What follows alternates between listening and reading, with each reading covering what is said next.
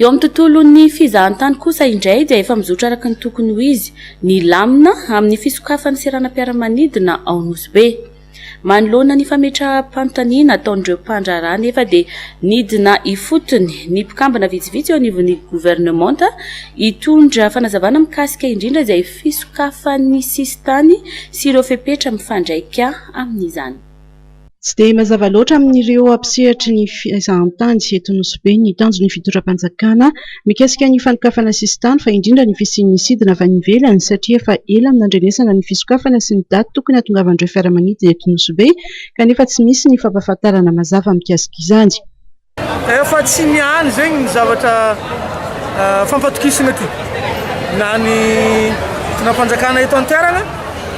na ny fitondram-panjakana ny ambony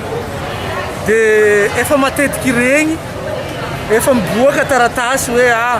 misokatra ny frontière ny misokatra fa etsika raha fahaely rano tamin'ny mois d'octobre igny efa nisokatra tamin'ny 2021 igny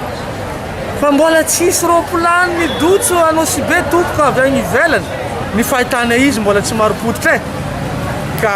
eto zay zegny en tant que mpandraharaha mbola mamerigny fangatagna amin'ny andriamato filoham-pirenena satria ombiambiagna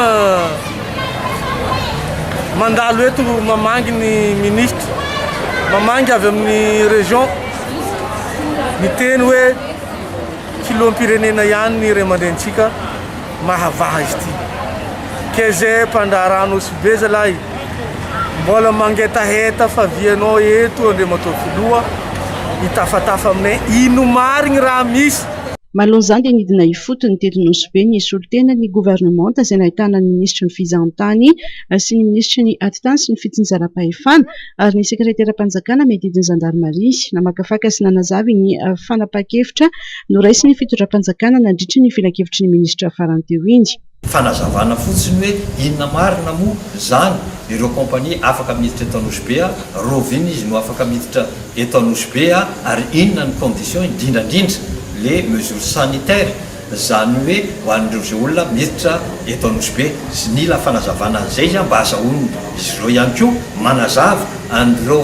mpizahantany izay ho avy ary indrindra amin'ireo partenaire zareo any ivelany avion zany ho tonga amin'ity volana ty ary efa confirmé izany dia nantany ihany koa izy ao anatin'izany hoe ahoana marina moa ny momba ny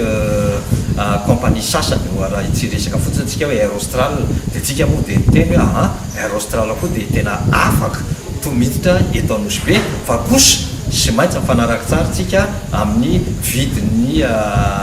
billet d'avion mba kosa tsy anararoatra loatra ireo compagnie ireo dia anatin'ny fanatanterana famidiniana zany amin'izao fotoana izao ny fanjakana amin'ny alalan'ny ministeran'ny fitanterana moa no manao an'izany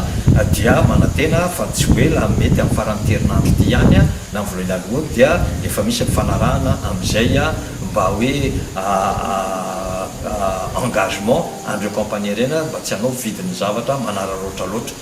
Manao zavatra tsy mora ary tsy vita indray mandeha ka efa manao izay azony atao ny fitondram-panjakana hatongavana amin'izao dingana izao hoy ny ministra ny fizahantany ka manam-porofo izany ny fahatongavany fiaramanidina amin'ny 17 ny volana aprily ho avy izao avy any Italia noresana teto ihany koa ny mikasika ny fandriampahalemana mba tsy hampitebiteby ireo mpizahantany ho avy.